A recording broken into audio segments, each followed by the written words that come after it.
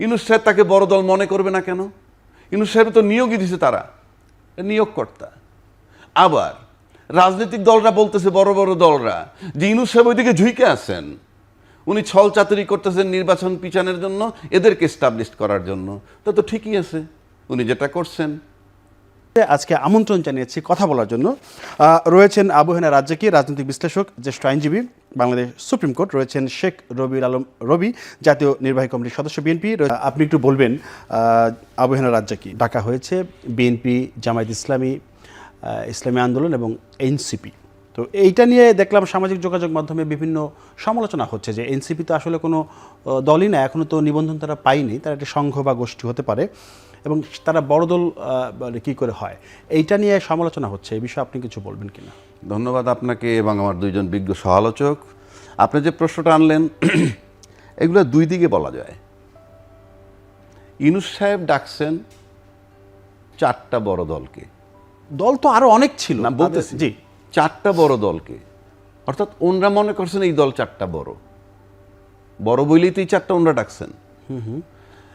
এখন আসেন এনসিপি, এটা কোনো দলই না, ইট ইজ স্টিল আনরেজিস্টার্ড।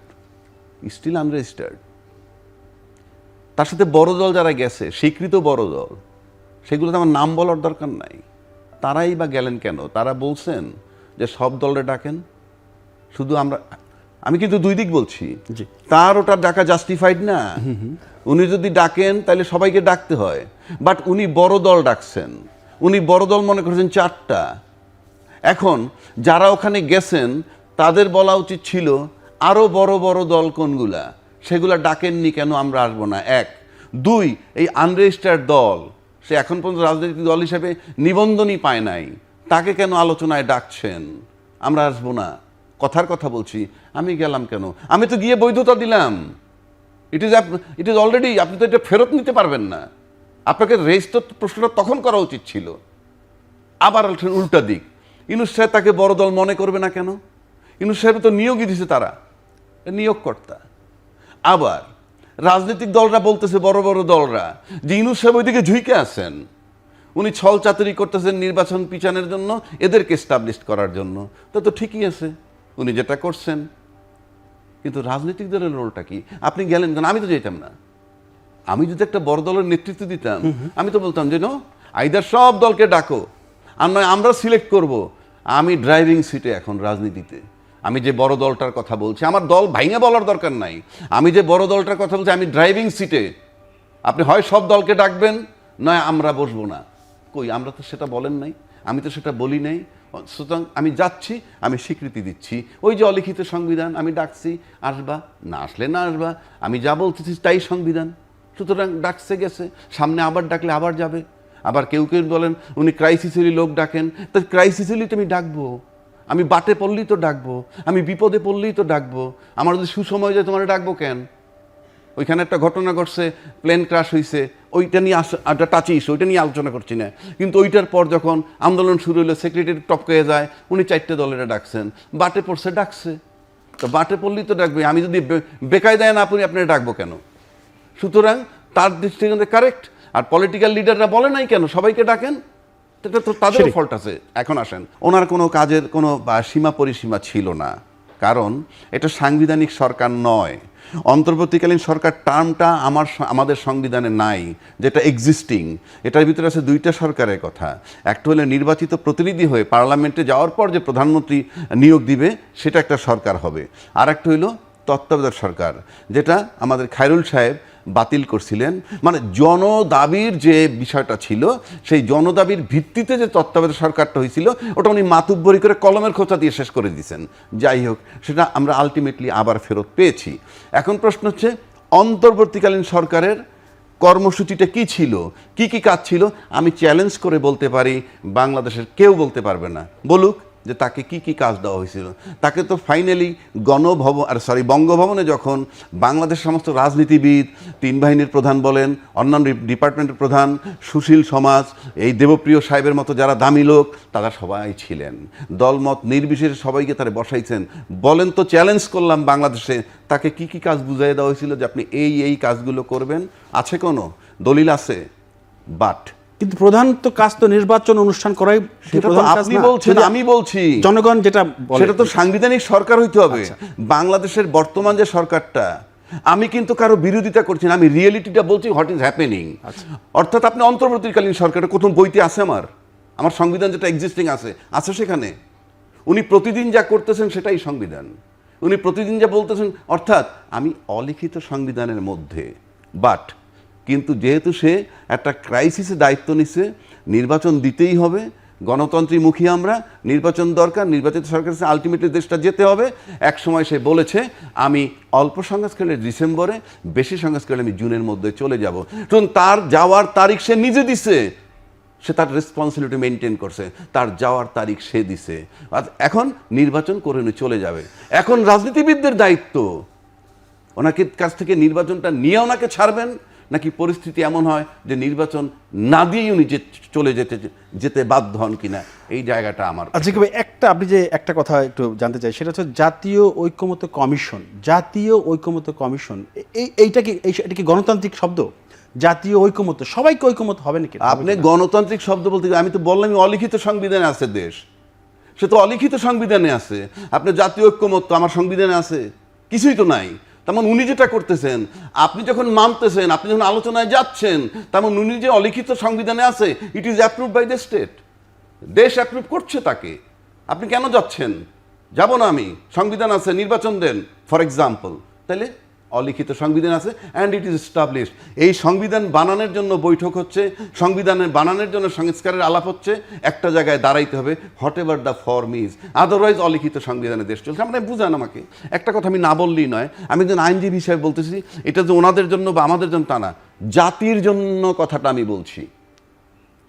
বাংলাদেশে একটা কথা আছে যে জাজমেন্ট পাস হয়েছে, স্বাক্ষর হয় নাই, যেটা খায়রুল সাহেব করছেন। উনি কিন্তু দুইটা ফর্মে জাজমেন্ট দিছেন। প্রথম হলো সংক্ষিপ্ত ফর্ম। সংক্ষিপ্ত ফর্মে বলা ছিল যে পরবর্তী দুইটা নির্বাচন, অর্থাৎ দশম এবং একাদশ, এই দুইটা নির্বাচন এই তত্ত্বাবধায়ক সরকারের অধীনে হতে পারে। এটা কিন্তু সংক্ষিপ্ত জাজমেন্টে ছিল। আমাদের যে মহামানব, জাতির জনকের কন্যা বিক্রি করে, যে মুক্তিযুদ্ধ চেতনা বিক্রি করে যিনি খাইছেন দীর্ঘদিন, উনি যখন এটাকে সংক্ষিপ্ত জাজমেন্টের উপরে সংবিধান সংশোধন করে ফেললেন, এবং সেখানে কিন্তু ওই পরবর্তী দুইটা নির্বাচন যে হতে পারে ওই পার্টটা রাখলেন না। কথাটা বুঝছেন? ওই পার্টটা রাখলেন না। কিন্তু 16 মাস পর, রিটায়ারমেন্টেরও দীর্ঘদিন পর, খায়রুল হক সাহেব স্বাক্ষর করলেন পূর্ণাঙ্গ জাজমেন্টে। তখন কিন্তু উনি ওই সংক্ষিপ্ত জাজমেন্টে যে দুইটা পার্ট রাখছিলেন যে পরবর্তী দুইটা নির্বাচন হতে পারে, সেটা ফেলে দিছেন। এতে কিন্তু জাজমেন্ট চেঞ্জ হয়ে গেছে। অর্থাৎ আপনি যদি যে জাজমেন্টটা ডিক্লেয়ার করবেন, সাইন যেদিনই করেন, যদি 6 মাস পরেও করেন, জাজমেন্টে যদি কোনো পরিবর্তন হয়, তাহলে এটা নিউ জাজমেন্ট। নিউ জাজমেন্ট তো আপনি রিটায়ার্ড করার পর দিতে পারেন না। জঘন্যতম অপরাধ করেছে এবং এই একটা অপরাধে তার জেল হতে পারে, জাস্ট এই একটা অপরাধ। বাংলাদেশের সমস্ত আইনজীবীকে আমি চ্যালেঞ্জ করলাম, যদি কেউ বলে যে আমি রং বলছি, আমি দেশ ছেড়ে দিব। এটা কঠিন অপরাধ করছে সে, এই একটা অপরাধই তার জেল হবে। কারণ তুমি 6 মাস পরেও জাজমেন্টে স্বাক্ষর হতে পারে, কিন্তু যখনই জাজমেন্ট চেঞ্জ করে ফেলবা, it's a new judgment. New judgment তো তুমি দিতে পারবা না, তাও আবার রিটায়ারমেন্টের পরে। আমরা দেখি যে 71-এ চেতনা বিক্রির একটা অভিযোগ একটা দলের মধ্যে থাকে। আবার ইদানিং আর একটা অভিযোগ এসেছে যে 24শে জুলাইয়ের যারা শহীদ আত্মত্যাগ করেছেন তাদেরকে বিক্রির একটা অভিযোগ আরেকটি দলের বিরুদ্ধে উঠে আসছে। এই যে চেতনা বিক্রির অভিযোগগুলো আসলে বারে বারে কেন আসে? বড় বড় অর্জনকে আমরা এই বিক্রি করে কেন ম্লান করে দিচ্ছি আর কি? যারা রাজনৈতিকভাবে নিজেদের দেউলিয়া মনে করে, তারা চেতনা বিক্রি করেই তো জনগণের কাছে যাওয়ার চেষ্টা করে। 71-এ আমাদের সক্রিয় মুক্তিযুদ্ধ, আমরা স্বাধীনতার ঘোষক, আমরা মনে করেছি 71 জাতির অর্জন। আমরা কিন্তু 71-এর চেতনাও বিক্রি করিনি, মুক্তিযুদ্ধের চেতনাও বিক্রি করিনি। মুক্তিযুদ্ধের সপক্ষের শক্তি না, অর্জনকারী শক্তি ছিলাম আমরা। 24-এর গণঅভ্যুত্থান আপনি দেখেন, 17 বছর গুম হয়েছি, নিধন হয়েছি, নির্যাতিত হয়েছি, নিপীড়িত হয়েছি, আয়নগরে থেকেছি, তাই তো, জীবন দিয়েছি। এই বিএনপি গণতন্ত্রের জন্য, ভোটাধিকারের জন্য আন্দোলন করেছে, সংগ্রাম করেছে, 17 বছর করে এই ফ্যাসিবাদী সরকারকে পতন নিশ্চিত করেছে এই বিএনপি। কিন্তু বিএনপি 24কে বলেছে এ দেশের আপামর জনসাধারণের অর্জন, সব শ্রেণী পেশার মানুষের অর্জন, জাতির অর্জন। কারণ বিএনপির মূলনীতি, বিএনপির ঘোষণাপত্র, এই দেশের জন্য বিএনপির করণীয় জনগণ কর্তৃক সমর্থিত। তাদেরকে কোনো চেতনা, কোনো অর্জন বিক্রি করতে হয় না, সারা সবসময় জনগণের সাথে থাকে। সেই দল বিএনপি। আপনি বলছিলেন বড় দল হিসেবে রাজ্জাকিবে বলছিল যে আমরা 4 দলের সাথে কেন গেলাম। সেটাই। আমরা কিন্তু এই সংকটকালীন সরকারকে সহযোগিতা করতে চাই। তার মানে 10,000 ভোটারের সাইন লাগবে। 10,000 ভোটার সাইন গত 6 মাসে আপনি ম্যানেজ করতে পারেননি, তাই তো? আপনি কিন্তু 300 আসনে উইন করবেন সেই গল্প শোনাচ্ছেন এনসিপি। কয়েকটি শর্ত পূরণ করার যোগ্যতা এখনো পর্যন্ত আপনার হয়নি। 43,000 পৃষ্ঠা লিখে ফেলেছেন। এই যে জাতিকে বুঝাতে চাচ্ছেন, অর্থাৎ কি তারা বোঝে, রাজনীতিকে বোঝে কিনা, অথবা নিবন্ধন হতে কি লাগে জানে কিনা, সে জায়গায় একটা সক্রিয়তা রয়েছে। আচ্ছা, অন্য 3 দল দেখেন, আরেক দল, ওর মধ্যে বড় এক দল আছে যারা স্বতন্ত্রভাবে নির্বাচন করলে আসন পায় 3টা। আরেক দল 2001, 2008-এ নির্বাচন করেছে, একটা আসনও পাননি। দলের প্রধানই পান 20,000 ভোট সর্বোচ্চ। ওখানে বিএনপি প্রার্থীর কাছে হেরেছে 85,000 ভোটের ব্যবধানে হেরেছে। তারা যদি বড় দল হয়, তারাদের কর্তৃক যদি সরকার প্রভাবিত হয়, অথবা সরকারের কাছে তারা যদি স্পেশাল প্রিভিলেজ পায়, অন্য 13 দলের সাথে পরের দিন বসেছে, তাহলে এইটা আমি বলছি অনৈক্য তৈরি করে, বিভাজন তৈরি করে, এবং ঐক্যের ক্ষেত্রে এটা বড় ধরনের বাধা তৈরি হয়। সেটা এই অন্তর্বর্তীকালীন সরকারের চরিত্র হওয়া উচিত না, কর্ম হওয়া উচিত না। সেই জায়গায় সজাগ থাকতে হবে। হ্যাঁ, বাংলাদেশে বড় দল যদি ওইভাবে বলেন প্রতিষ্ঠিত হয় নাই, এটা তো ঠিক। আর বড় দল তো ইচ্ছা করলে হওয়া যায় না, জনসমর্থন না থাকলে, ভোট না পেলে। আবার আপনি ব্যাপক হারে মানুষকে যদি আপনি দলের আদর্শের আকৃষ্ট করতে না পারেন, সংযুক্ত করতে না পারেন, ইচ্ছা করলে তো আপনি বড় দল হতে পারবেন না। অনেকে বলছে নির্বাচন হবে, ঠিক আছে, নির্বাচনের বিএনপি ব্রুট মেজরিটি পাবে, শক্তিশালী বিরোধী দল হবে না। তো শক্তিশালী বিরোধী দল তো জনগণ ঠিক করবে। এখন জনগণ যদি আপনাকে সমর্থন না দেয়, তো ব্রুট মেজরিটিও জনগণ দেয়, শক্তিশালী বিরোধী দলও জনগণ তৈরি করে।